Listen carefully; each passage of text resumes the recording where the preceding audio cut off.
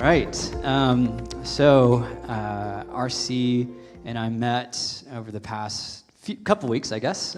So very recent friend, but it's been really fun to get to know him and hear his heart behind creativity, behind art. And so I wanted to ask a few questions just based on that. And first question is, why do you like to, and what would you call your form of art at the moment? At the moment, I'm not sure what it is. I've had a freelance practice for probably the past 10 years or so, and it's primarily been digital work. Yeah. The past 3 years, I've been kind of moving away from that, trying to explore some new styles, and my life is changing, my perspective is changing, so my art's kind of like following suit. So I'm in a space right now where it's sort of in flux. Yeah. I don't know how to describe it. It's all experimental. It's great. Yeah. Yeah, sounds like an artist, yeah. So why do you create art? And by the way, these pictures and things he's made are about 3 or 4 years ago, is that right? I think the latest, yeah. Yeah. Is, So these are his works. And why do you do art? I'm going to grab my phone while you answer that question. Sure. Yeah. I think there's maybe a practical answer to that, which, as humans, I think all of us really start creating work like when we're kids. Every kid that you meet is like, they're an artist and they're a singer, they're a musician. Like, they kind of have no shame in sort of creating, and it's very natural. And then somewhere along the road, comparison sets in, and people kind of put it behind them. So, I think most artists who are creating today started when they were kids, and they just like never stopped. And that's part of my story, I guess. I picked up a crayon and started drawing, and then I just never got tired of it. Maybe beyond that, I guess I just turned 30, and I'm realizing at this point that I'm probably like unemployable, and I kind of like have no choice but to be an artist. So I don't know. That's like an aspect of it too. But I find that art is very similar to communication. It's like a language, and so asking why anyone creates art is almost like asking like why we speak, like why do we use language, and sometimes we use it to build relationships, sometimes we use it to argue, sometimes we use it to maybe for activism, like in invoking change or something, and I think all of those reasons, art can be the same way, and so different pieces I have like maybe different intentions with them as well. I'm sure that's true for every artist. Yeah. Beautiful, thank you. You're a believer, and I heard a little bit more about your story and just development and faith and Jesus. But how do you, or would you say, do you experience God in art, whether it's in your making of it or your appreciating of someone else's artwork? Yeah, it's a loaded question, but I think the thing that comes to mind, we mentioned Genesis. I think that's usually, Genesis 1 is always the thing that comes to mind when we think of God and creation. And something I find interesting about Genesis 1 is, as God's creating, he sees that it's good, and that, word good in Hebrew, tov, my Hebrew is scant, by the way, so like... That was great. Yeah, don't test me on it. But none of us speak it. So yeah. But from what I understand, it's like it's a really loaded term, and there's a lot of things that you can draw from it. It's way more complex and rich than our word good. But one of the aspects of it is functionality, like as a functional term. And so when God is like creating and saying this is good, He's saying like this is functional. Like this has the capacity for life. It has the capacity for flourishing and for beauty when He makes that. And that's something I think I want to try and adopt when it comes to creation, to try and make tov.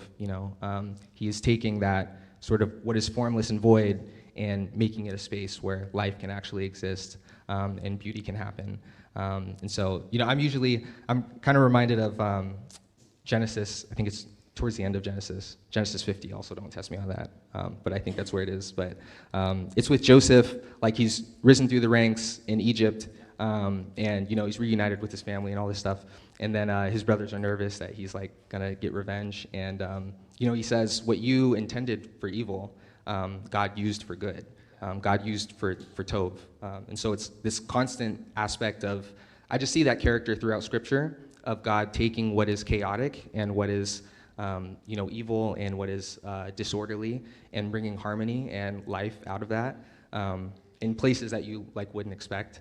And so I think just experiencing by trying to create, I'm trying to step into that practice and build this kind of skill set of learning how to bring beauty from things that are chaotic or disorderly, and take that, it's part of my work, but try to take it into my life and conversations and relationships as well. That is so good. That's so beautiful. So much there to bring light, bring light and order to chaos. How you might have answered this already, but maybe I ask this a slightly different way. As a Christian, do you view your work as like Christian art or not Christian? Does that matter? Or how would you answer that question? This is a curveball. I didn't prepare him for this one. So. Yeah. I don't know if, I don't paint like, religious like images. I don't know. I don't paint biblical scenes or anything like that. So I don't know if I would call it religious art, but being a Christian is very important to my work. And I don't know. It's only recently that I've done like small things, like incorporate like little verses or something like that, like in the image. And but it's really, to be honest, it's affected my practice outside of the actual content of my work. So like I don't think like social media is bad or anything like that, but I've gotten off of social media the past few years, and part of that has to do with the fact that I'm really passionate about people and relationships, and having relationships be harmonious, having public discourse be like healthy, and that doesn't always happen online. Usually is like not the place, and so even though that's like the primary space for me to share my work, and that it's actually really good for my career, I chose to step off of it and kind of take a pay cut. Really, I really took a hit to my career for that. But I think it was something that was important to me. I didn't want to encourage anyone to like be in that space. I didn't want it to be like, if you want to see my art, like you have to be on Instagram all the time or something. So I don't know. It's affected me in like different ways, just in my general kind of like practice and how I'm moving now, but not necessarily my art directly. I don't know if it's religious or Christian, but I don't know. That's all right. Yeah, it's great response to that curveball question. But how do you, when you make art, and you've spoken to this a bit, but how do you hope it affects people? I know that there's some, slight controversy on like, is art useful? Like, is it utilitarian in a sense? And then some people would say, yes, it's not. Yes, it is. And other people would say, no, it's not. But I think maybe a better question is, how do you hope it affects others? Yeah. There's It is. I do think it takes a little bit to get used to. If you've never been like around art, and I think most people have like good reason to be skeptical about art. The art market is like not the coolest place, and it's very, seems to be esoteric, very, and tries to push people out. But I guess for my own work and for other people's work too, I would love for art to be something that teaches us how to see beauty, and how to find it in places that we probably wouldn't expect. I've grown to like really love works of art that I don't get immediately and that I don't find attractive immediately, but once I kind of sit with it and wrestle with it, I can sort of like find its beauty. There's like another scene in Genesis with Jacob at Bethel, and in the narrative, he's going to the city is Luz at the time, but so it's in Canaanite territory, like wilderness, pagan land. But he has that moment where he lays his head down on the rock and sees the ziggurat with angels coming up and down. And when he wakes up, he's like, oh, like the Lord is even in this place that I didn't expect.